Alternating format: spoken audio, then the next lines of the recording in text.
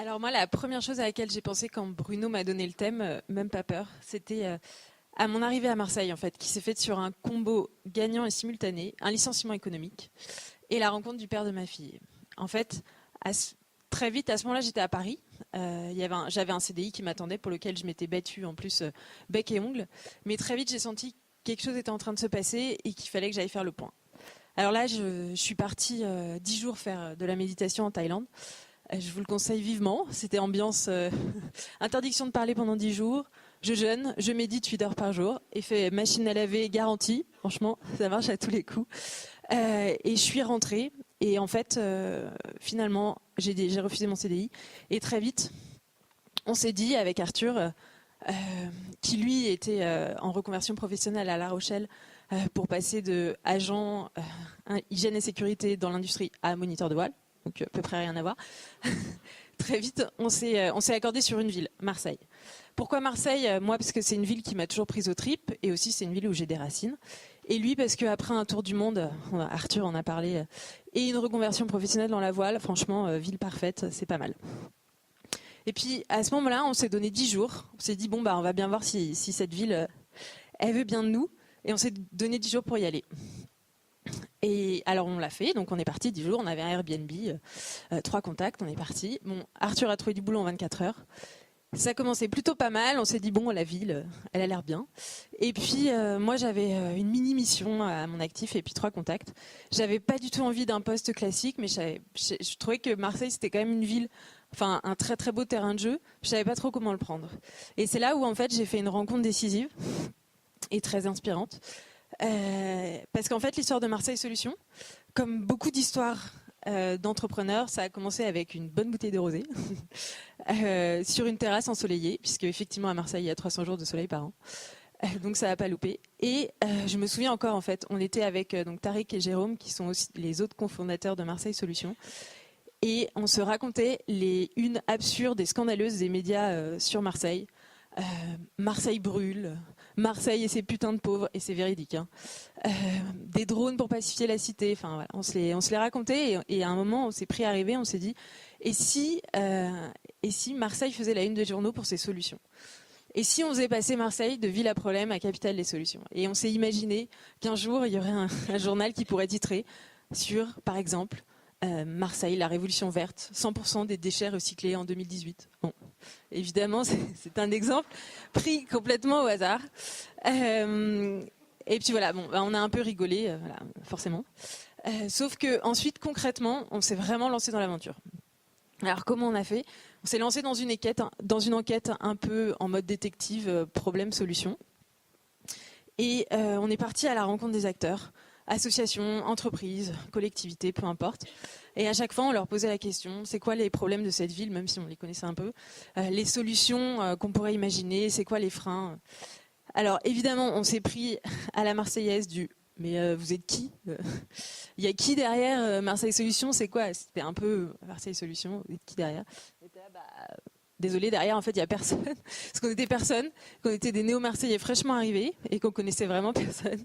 Mais en fait, finalement, je crois que ça a vraiment été une de nos forces parce que du coup, on y a été avec beaucoup d'humilité et on a vraiment été à la rencontre des acteurs en les écoutant, en écoutant le territoire.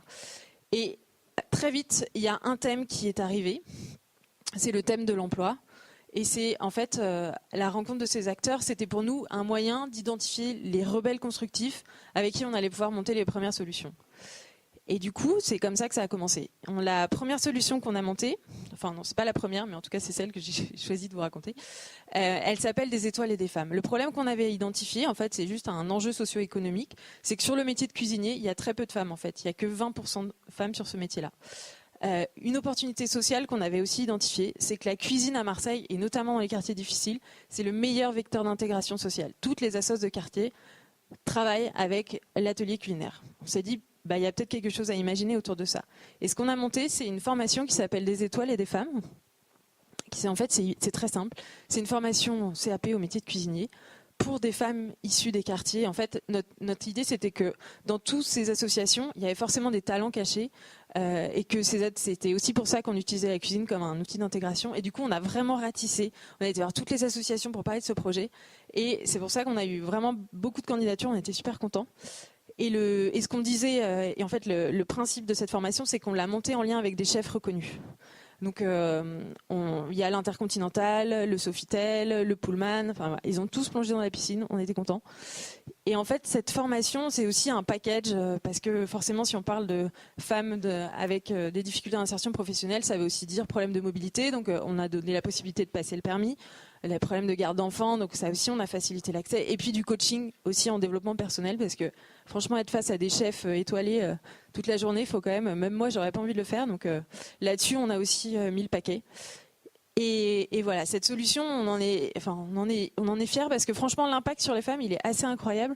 Parce c'est comme s'il y a eu un effet déclic, c'est-à-dire que on était du début à maintenant, on arrive bientôt à la fin. Il y a une ambition en fait, un espoir qui ce déclic-là, il est assez palpable et assez génial.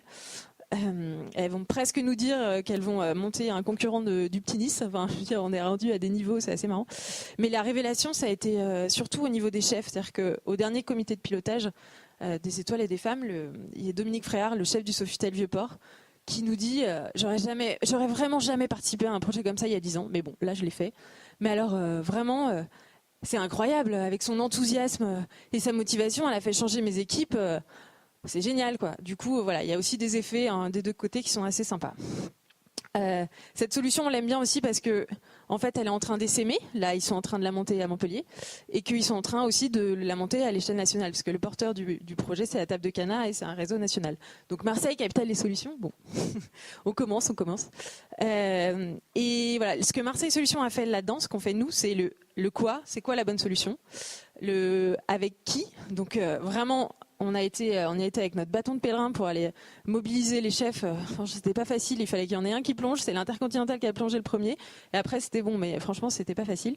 Et le comment aussi, c'est-à-dire lever les fonds et l'ingénierie de projet. Donc ça, c'est ce qu'on fait. Je vous donne un autre exemple.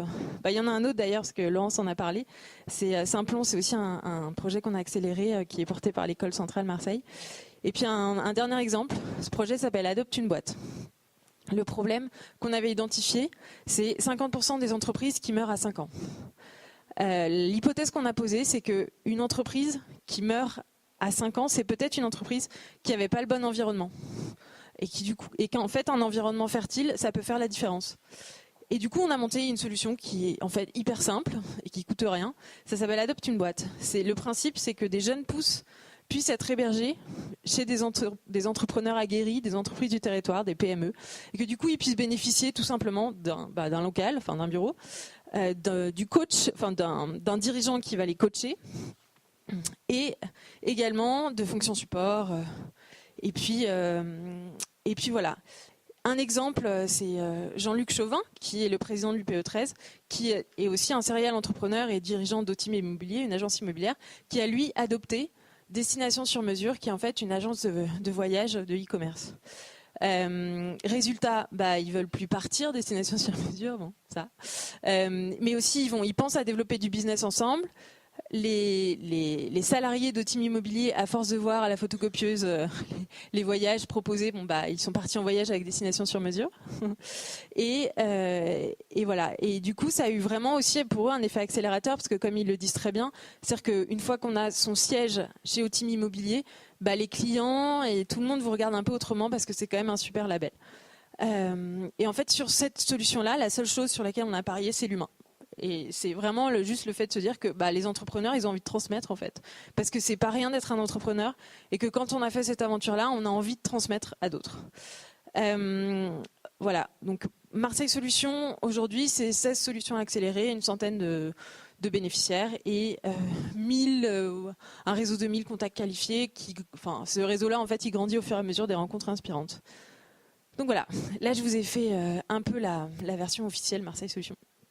Mais en fait, pour dire vrai, moi, ce que j'ai l'impression d'être, et de faire au quotidien surtout, et on en rigole souvent avec Tariq et Margot avec qui je travaille, et ça fait aussi un peu le lien avec ce que disait Mathieu sur le fait d'être un bisounours. En fait, moi, j'ai l'impression qu'on est des bisounours, mais des bisounours warriors. Alors, bisounours parce qu'on est profondément optimiste, mais vraiment, et en fait, on est convaincu que les gens ont envie d'agir. Et Warrior, parce que en fait, finalement, on a beau taper toute la journée sur les bisounours, eh ben, c'est vachement plus facile d'être pessimiste, parce que ça légitime à fond l'effet mollusque sur canapé, on n'a rien à faire, de toute façon, on attend que ça se passe. Demain est horrible, donc franchement, je vois pas pourquoi on bougerait. Alors que d'être optimiste, il n'y a rien de plus dur, parce que ça force à agir. Ça, c'est la première chose. Et le warrior, c'est aussi parce on se martèle une méthode. On mange avec, on dîne avec, on dort avec, qui est voir grand comme c'est petit, aller vite. Et en fait, on le fait, et ça marche. Finalement, on s'est rendu compte que ça marchait. Et moi, je pense que la valeur ajoutée de Marseille Solutions, c'est exactement ce qu'on a voulu dire dans notre baseline, c'est que finalement, je pourrais vous raconter exactement ce qu'on fait, mais pour moi, ce qu'on fait, c'est qu'on est un accélérateur d'optimisme. Et c'est vraiment ce que j'ai l'impression de faire au quotidien. Après, je sais pas vous, mais enfin même pas peur, ça a quand même un peu ses limites. Et moi personnellement, les attentats, ça m'a foutu complètement à plat. Et franchement, à ce moment-là, une fois passé la peur, il y a juste 2 choses qui m'ont fait du bien. La première, c'est de reprendre ma cape de bisounours warrior et de me mettre en mode action. On délivre de la solution, un peu comme un pizzaiolo délivre des pizzas. Vraiment en mode 100% impact. Allez, on y va. Puis il y a une autre chose aussi, c'est de regarder le film Demain, que je vous conseille. Je ne sais pas si vous l'avez vu, mais ce film, il fait juste vraiment, mais vraiment du bien. C'est un road movie tout sauf chiant sur les solutions et qui donne juste de l'espoir. Et en fait aussi, c'est ça sa force, je trouve, l'envie d'agir. Alors franchement, donc voilà, moi le message que j'ai envie de vous laisser ce soir, c'est que le meilleur remède contre la peur, c'est tout simplement d'agir. Et franchement, on n'a pas besoin de passer de trader à apiculteur bio dans les Cévennes pour agir. On peut aussi très bien faire des choses très simples, c'est-à-dire, je sais pas, prendre un abonnement chez Enercop, acheter ses légumes à l'épicerie paysanne ou peu importe. Et voilà. Merci. Merci Anne-Claire.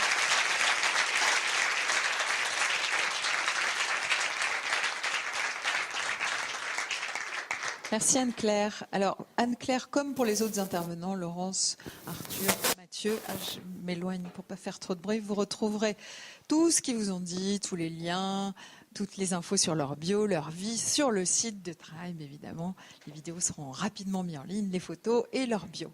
Des questions pour Anne-Claire, bisounours warrior de la bande. Et le site c'est Tribe to be Inspired. Bonjour. Bonsoir plutôt. Bonsoir. Marseille Solutions, c'est vous qui détectez les problématiques ou c'est éventuellement des gens, des personnes qui ont une problématique qui peuvent venir vous voir en disant ben voilà, moi j'ai ça, je voudrais développer quelque chose. Est-ce que vous cherchez des solutions à travers ça? Oui, en fait, les deux sont possibles. C'est-à-dire qu'on peut être proactif, avoir identifié un problème, mais on a la particularité de toujours travailler avec des acteurs. On n'est pas porteur. Donc on est là pour accompagner les acteurs, entreprises, associations, collectivités, à imaginer des solutions pour répondre aux problèmes qu'ils rencontrent. Donc absolument. C'est-à-dire qu'on est à la fois dans le proactif, c'est-à-dire que si on a identifié un problème, on va trouver la solution, mais aussi on répond aux problèmes que les personnes nous posent. Une autre question? Très pratiquement, je voudrais savoir comment vous vous financez. Alors Marseille Solutions, c'est une association. On se finance souvent sur de la prestation en fait, parce que finalement les acteurs qui viennent nous demander de les aider à résoudre un problème, eh ben, ils nous financent sur le temps passé, tout simplement. Ou alors on peut aussi, ça peut être aussi de la subvention, mais c'est majoritairement de la prestation finalement. Et en fait, ce qui peut se passer, c'est-à-dire que si on est sur un modèle 100% risque, c'est-à-dire qu'on va être très proactif dans le développement de la solution, c'est-à-dire qu'on a identifié un problème et on va le résoudre. Et ben, on va se rembourser en temps passé sur le montage global, sur le budget global du projet. Mais ce sera, c'est vraiment de plus en plus de la prestation.